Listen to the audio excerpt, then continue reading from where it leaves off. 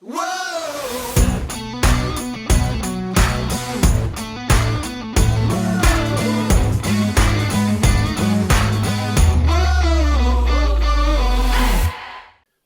to the What's Up Verdict podcast, where we fashion ourselves television judge and jury. My name is JJ Crowder. I'm here with my co-hosts Mattson Heiner, better read than dead, and Alec Burgess. Let's get it. And yes, I am still in this ridiculous get up. Thanks for that, Charles. But we're here to talk about House of the Dragon, season 1, episode 9. We're almost to the finale of that show next week. Oh snap! Is it not the? I wasn't sure. Oh man. It just gets better. I thought we had come in with hitting a home run at the end. I mean, I was jazzed. We were done. Oh yes, that makes me happy. No, you got one more, dude. Oh yeah. I'm really happy about that. I'm glad like it's that moment when you wake up at like 3:30 a.m. and you think it's like, oh man, I got to get up in like 15 minutes. You're like, damn straight, I got like 4 more hours of sleep to go. That's right. Yeah. Yep, you got a whole nother hour of House of the Dragon, buddy. Oh, man, what an episode. That was good. It was really good. This show is just kind of ramped up. Yeah. In the last 3 or 4 episodes. Kind of had a little bit of a slow little start going for it, but it just hit the gas. Yeah, dude. Yeah. I'm assuming this episode, as I'm watching more of Game of Thrones OG, this is like quintessential Game of Thrones at its finest, I feel like. Yeah, it was. And, just like Charles says about you, Mattson shot out of a cannon. This episode definitely shot out of a cannon. It was like, so Game of Thrones episode 9. I don't know how far you are in yet, Mattson. Of OG. I'm at what, episode 5 or 6? Who's the short dude? I'm forgetting his name. The short little royal guy. Tyrion. Yeah, they just accused him like of Stark's wife. Just said like, "Yo, it's happening." Gotcha. Ooh, yeah, that's a good episode. So, the 9th episode in the Game of Thrones OG is always like bonkers, like batshit stuff happens every time in season episode 9. As long as there's 9 episodes or more. So 7 and 8, not so much. That's why the last. It's okay. I won't be watching those, as JJ told me. Yeah, that's good call. But before that, when you get to episode 9, it's good. So yes, it fits with typical Game of Thrones. I loved the civil war within the coming civil war that we had here. Like, you had Greens against Greens vying for power by trying to find this knuckleheaded kid before the other. Because one way or another, this thing's going to get ugly, or it's going to get slower ugly. You know what I mean? Like, if Alicent doesn't get him, then Otto's going to escalate this shit quick. He's going to go in. He's already said, we're going to Dragonstone. We're going to wipe him out.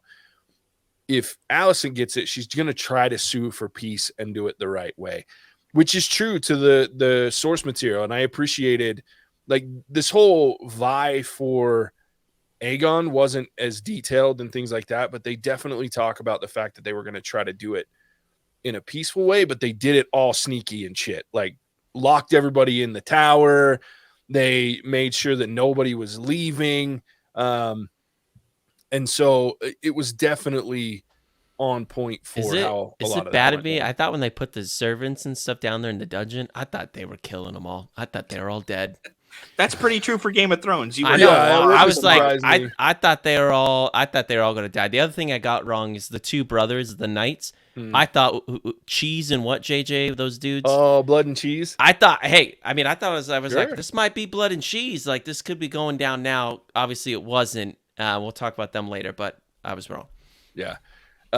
Charles brings up a good point too, though. Poor Lord Beesbury at the small council. Dude, I was gonna bring that. Charles, for once we're in sync. I love you this episode. Probably never again.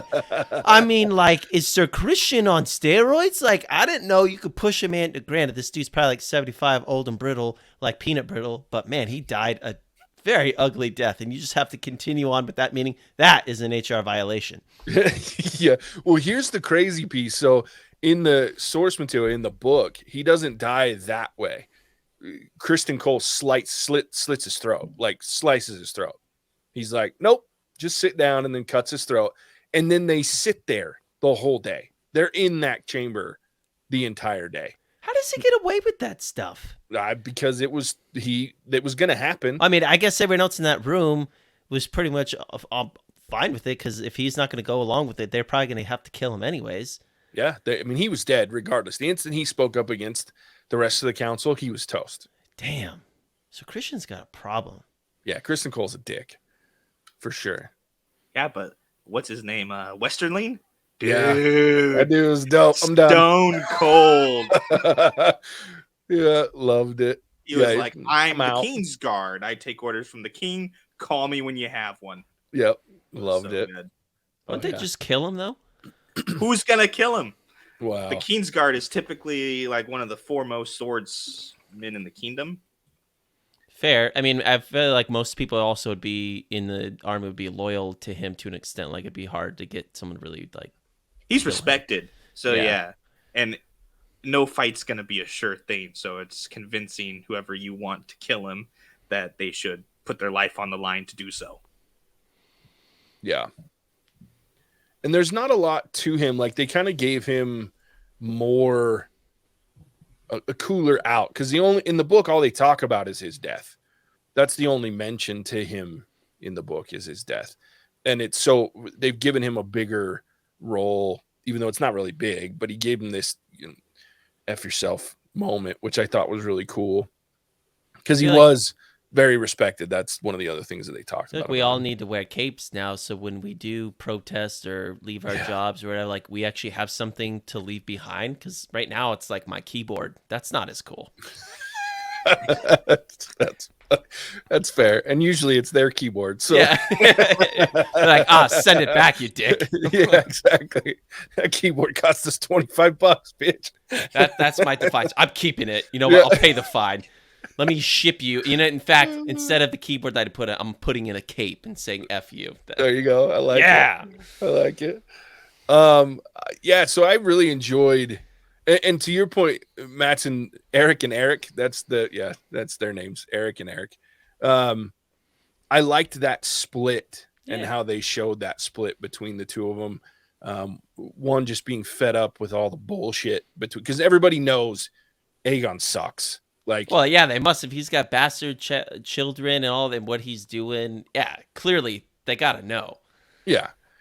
And he's down there watching these like 10-year-olds fight. They oh man, what a messed up piece of deal there. But yeah, he's a dick. And so I liked that it was, look, not everybody's and I think that's really tantamount to why this civil war happens, why this big fight happens, because there's not really any good choices that are going to not be argued, because based on how they've presented Rhaenyra in the show, I think she'd make a great queen. However, we've also seen some sides of her that might make her not such a great queen all the time. Not to mention she's got Daemon in her ear, and that dude's as cool as he is. As much as I love Daemon, he's a dick. So it's not like we have choices that are really great on either side, but both sides have arguments as to why they should be where they are. And so it's really interesting to see how it's all playing out. So to pull off a whole episode in the Red Keep was cool as shit to me. Alec, I want to hear your thoughts. Oh, I loved it, because this is a coup. And it's so funny because they know it's a coup. That's why they're doing everything in secret. But at the same time, they're trying to be like, oh, yeah, it was the king's dying wish. Now, nobody leave. Nobody tell anybody. Hush, hush, while we put, Aegon on the throne. And so it takes away their one valid argument that Viserys said that he wanted Aegon, right, to be king after you died, because they're doing everything behind closed doors and in secret. Mm-hmm. And I love it. I love the political intrigue. I love the backstabbing. And I love the fact that the Flea Bottom is getting involved. Flea Bottom's such a cool place. Yeah. Well, and it was interesting that they pulled out the White Worm, and that's a big add and a lot more addition to the story. It was interesting.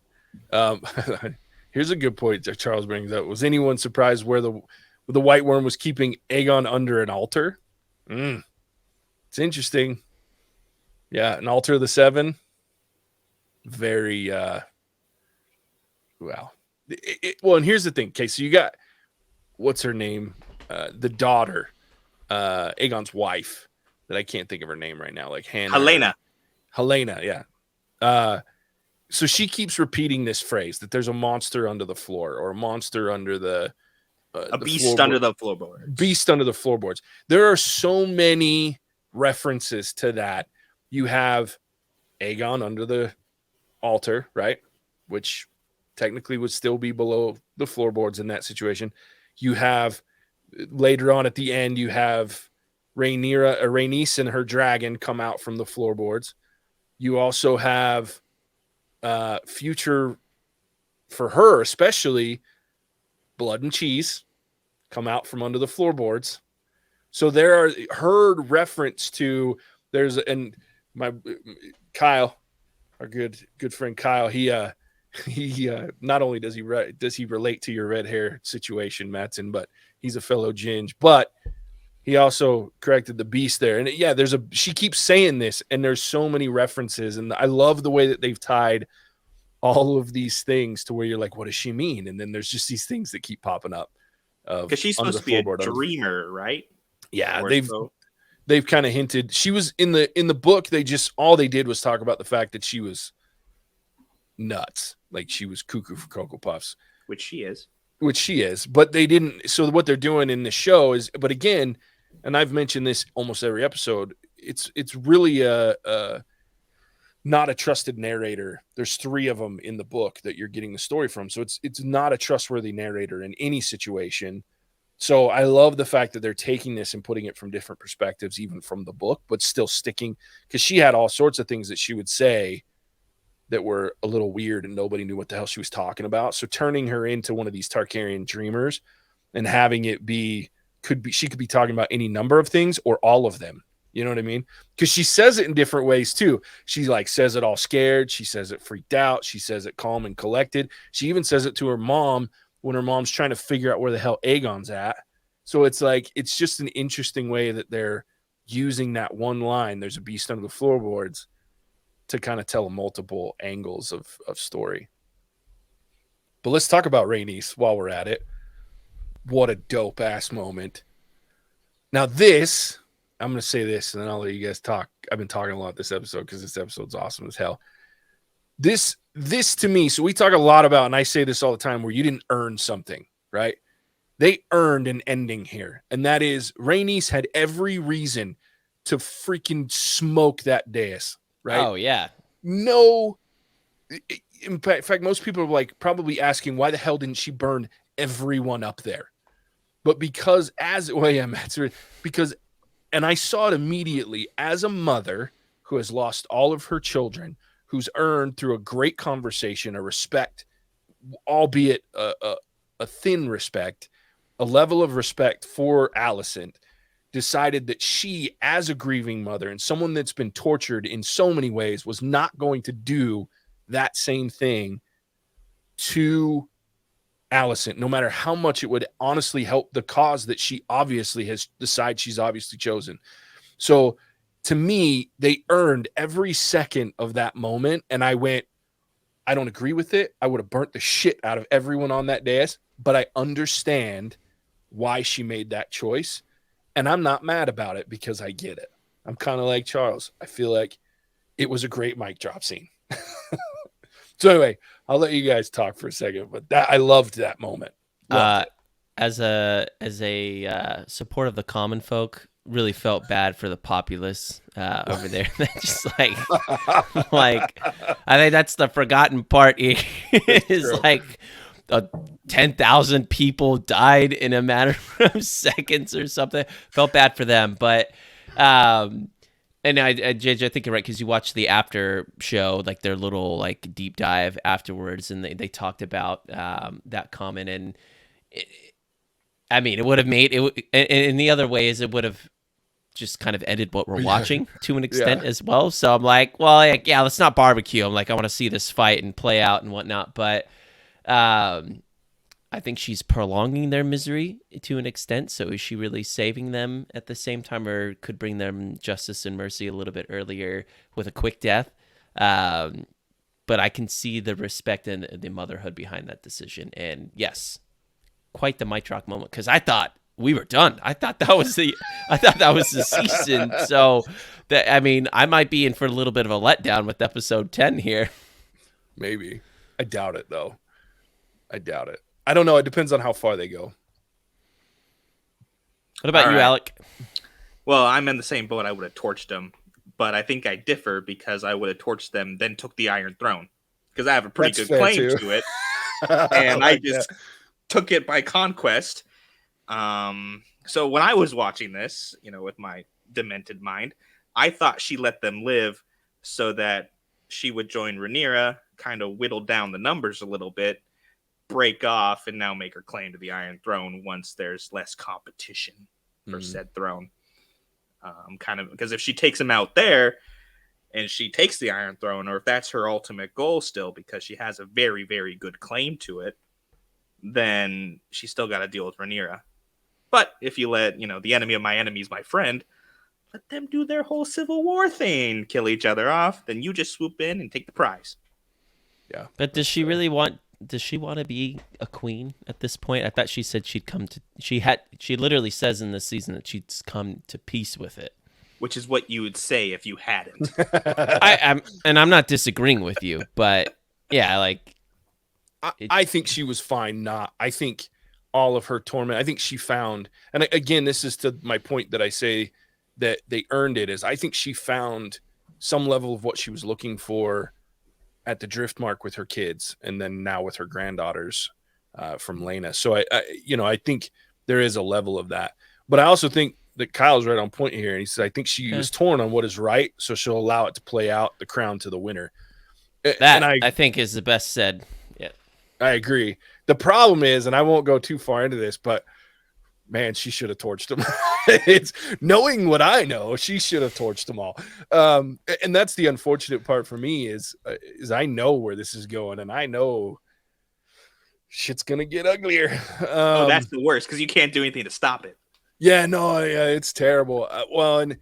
But it's interesting because I don't know how far they're gonna go. So we saw in the preview her sons, Rhaenyra's kids, saying, "Let us go," and I'm like, "Don't let them go." So I'm curious to see how far they'll take it this next in 10 to see where are we going to get this big. I think there's things that they're not going to, I don't think they'll go too far. I think it'll be setting up the situation to start early. I think next season, I admit I was wrong on the whole weird seasons where you have different timelines and whatnot, thinking maybe they go back to tell the Conqueror story. Maybe they will at some point, but I think we're full on deep into the Dance of Dragons next season, which I cannot wait because it's crazy. So I have a question at the end, right before the dragon pops out, with Aegon, who clearly did not want to rule, didn't feel loved by his father, who didn't give him the time of day. But then he sees the crowd, they're accepting of him, and then he like fist pumps the sword, and it seems like his emotion starts to change and realize like, hey, like, I mean, I think like all people, when a lot of people are saying that they like you, then you're like, like, cool, I'm about this. Like, you know what? Maybe I do want to do this thing. I'm just curious what you guys thought about that, because it seemed like he started as like, oh, like, I'm gonna do this, and this is okay with me now. Yeah, I like the way that they played it, especially where they made him such a little shithead the whole rest of the season. Once he even like jerking off in the window, and like the whole thing with the girl in his chambers. I mean, the guy's an ass. And so I like the way that it was part of the reason he was such an ass is because he was acting out, because he had nobody that he thought cared about him. And I appreciate that. I think you're still quit being a dick, but I get it. And so having that one thing and all that appreciation that he's been looking for gives him hope. I want to be king now, because this gives me exactly what I've wanted from 10,000, 20,000, whatever, the whole kingdom, right? So, Charles, we'll get to that in a minute. Let's let the adults finish talking first. No. But I did like that. In fact, I actually liked it better than the way that they play Aegon taking over in the book, because in the book he just gets this speech that makes him feel like, look, this is my responsibility, because Rhaenyra is a terrible person because he didn't care in the book. Because they actually, the one thing that they've played up in the show more than they even do in the book is the contentious nature of all the relationship with the kids and the adults. Like the kids had issues. I mean, literally cutting the dude's eye out, but at the same time, they actually didn't. They got along for the most part, other than when they had spats, it was ugly. But so it was an interesting thing. But he didn't want it in the book either. But I like the way that they played him on this one. So, all right, I was hoping Eamon would get to be Keen. Yeah, stick your brother on a boat. He wanted to go. I know. Well, and that's another twist that isn't in the book. Like that's not something, and I like that because I like the Eamon character as much as he's a dick too. I like him because I get he was tortured as a kid, made fun of, and he's like, screw this. And he has his little glow up and he's got this badass dragon. Yeah, I like that. So I appreciated that. He's like another Eamon. Yeah. Yeah, he's like Damon Jr. Or sorry, Damon. That's what I meant to say. Damon. Yep. I knew what you're saying. All right, here we go, Charles. Of course, Charles would say this. Anyone else surprised by Laris' foot fetish scene? Where's that storyline going? Hopefully that's the end of that storyline. But it didn't surprise me at all. I wasn't expecting it, but once it started, like at first I was like, why is she put? Oh, I was like, now I know why she's taking her shoes off. And then I went, ooh, what a twisted fetish, but it's not far-fetched to believe that would be there based on his ailment. So I was like, uh-oh. But it was cringe. Like, it could have been worse though. Oh, it could have been way worse. But it was cringe. I was like, oh, that's creepy. But I mean, you do what you got to do, right? Like Yeah, I'm not gonna say what I'm imagining. Yeah. Please do. Yeah. No. We've already talked edging on this podcast. Yeah. When you say it could have been worse, so far off the rails. Game of Thrones, so I'll give it props for the House of Dragons. They've kept things from a sexual perspective pretty PG. Yeah, it's not been well. I mean, here you go. The gingers are together. You ready? I almost puked. I'd rather take a bath in acid than see that again. Kyle, thank you damn very much. Because if this was OG Game of Thrones, we would have seen some things we didn't need to see. That's fair. I will say that, yeah, those guys. Like, just because you can show us something doesn't mean we need to be shown it. I'm with Kyle on this, though. Feet are gross. And Charles has a point when he says, was it ginge cringe? How is it that Charles, I feel like I need to trademark that phrase now, and I don't like that's exactly what I'm going to say with Pink Flamingo, whatever that stupid movie I have to watch. Oh, yeah, ginge cringe. I love that. That's going to be we are copywriting that particular phrase. Kyle, you're my new favorite. I didn't know Kyle was a listener, but I guess I should have known this, but I'm liking Kyle. Yeah, he gets on the YouTube. He's a buddy of mine from way back, like way back. So he was first kid I called Red. Charles, last episode, the Lord of the Rings one, the Rings of Power, that's the only one I've probably been positive about you. So we're back to our usual. He's right back to normal. Oh shit, I love it. Yeah, I want to talk so much about what I'm excited for, but I can't because I'll give things away, and I'm not willing to do that. Don't ruin it. There is a lot of exciting stuff coming in this show, and I think, like I said, I was very skeptical starting because of the way that the last 2 seasons of Game of Thrones, I was pissed, and I swore that I would not give this show a chance. But especially the last 3-4 episodes have really won me over. It took a minute to get there, but I'm all in. I'm worried that one of the main show writers, Sapoknik, is not coming back, but I think as long as the one showrunner that's staying keeps with what he's been doing, and they, bring on a good writer, you keep George R.R. Martin involved, I really think that this can continue to be a really cool show. It's really annoying that we have 2 back-to-back shows that have authors that have 2 R's in the middle of their damn name. I almost said J.R.R. Tolkien instead of George R.R. Martin. That would have been terrible.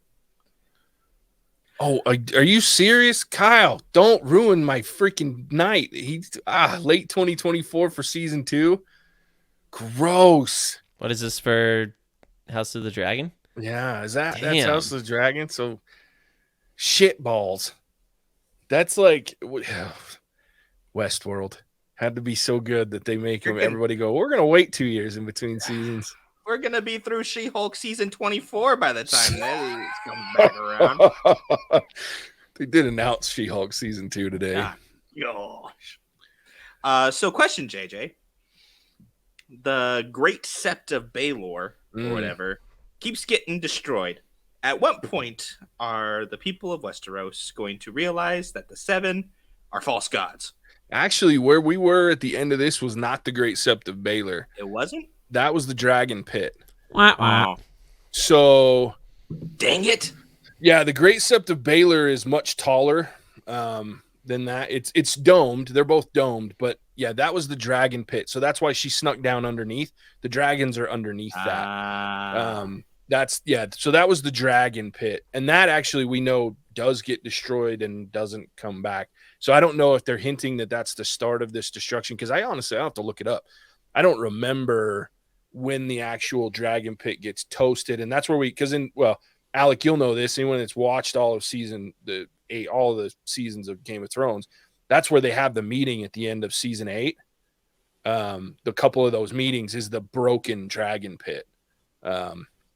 So that's where they were for that announcement versus the Great Sept of Baelor. The Great Sept of Baelor, I don't even know. I'd have to look to see if it's created yet. I don't know that Baelor has been king yet. I think I know Maegor the Cruel has, but I don't know that Baelor has. So I'd have to look that up. So there might not even be a Great Sept of Baelor yet. But yeah, that was the Dragon Pit. All right, Charles got I do think Mattson has a good point. The episode, it really ended on a wow moment. I hope JJ's right. That episode 10 will keep the momentum going. Ooh, I'm gonna have to burst just stroking my ego here. Charles, we're at odds. We're like yin and yang. We're like Sith and Jedi. Here's the thing, Charles. He hasn't even watched Pink Flamingo yet, so it's only going to get worse. Yeah, Charles. It's a good thing that episode's for you. Episode 10, I don't think will be as intense as this. I think you at least not. It's one thing that Game of Thrones, if they stick to the formula that they created with Game of Thrones, there's going to be a huge cliffhanger in episode 10, and it will have a setup moment for season 2. So you'll have some intrigue. I mean, obviously we're going to see Rhaenyra's side figuring it out. There's going to be some things that really mess with Rhaenyra happen, and then I feel like we'll be on our way. I think if I had to guess, it'll end with Lucerys and with Luke and Jace flying off to go and get allies. Luke eventually goes to get Boros Baratheon's buy-in, and then Jace, I think, goes to Harrenhal. I don't remember where Jace goes, but Jace goes somewhere else. I think you'll see those two leaving to go collect allies, because once that happens, you're not far off from the actual Dance of Dragons starting. So Charles says, flamingos for you, Mattson. Flamingos for you. Yeah. Cool. Any other thoughts on episode 9? No, excited for the last one. Yep. Yeah, it was good. Looking forward to episode 10. I'm not looking forward to a late 2024 return of the show, but whatever. 2024 is going to be a good year for TV, JJ. Yeah, we're going to be busy as shit again in 2024. Hopefully we're all live in 2024, dude. So far away. I make no guarantees. Could be abducted by aliens. And I'm wearing and I am like basting in my own juices in this. So thanks for that, Charles. This suit is hot. Cool. Well, that's episode 9 of season 1. We'll be back next week for episode 10. And before we jet out, Mattson, it's your turn. Tell everybody where they can find us. Kyle, Charles, thanks for chiming in on our live show today to discuss this episode of House of the Dragon. If you'd like to listen wherever good podcasts can be found, we are on all major outlets there, Spotify, Apple, to name a few. What's Our Verdict pod reviews, my apologies. And our next live show is on Thursday, Andor, at 5 p.m. Pacific Central Time. And we are doing a bunch of kind of Halloween-esque movies this month, but you can check us out on TikTok, Facebook, and Instagram if you want to slide into our DMs, watch some great TikTok content. And we appreciate you taking the time to listen to us. And most especially, if you want to continue to support the podcast, check us out on Patreon at What's Our Verdict Podcast, where you can help recommend some things that we review, watch exclusive trailers that we'll look at, or just make us watch something like Pink Flamingos. There it is. Thanks, Mattson. Appreciate it. We appreciate you guys tuning in. Yeah. Thanks, everybody that's watched us live. Thanks for the comments. Kyle, Charles, appreciate it. Can't wait to get out of this wizard costume. It is hot, but it's been fun. And with that, as always, we'll catch you on the next one. Bye. Cinemagic out. Whoa!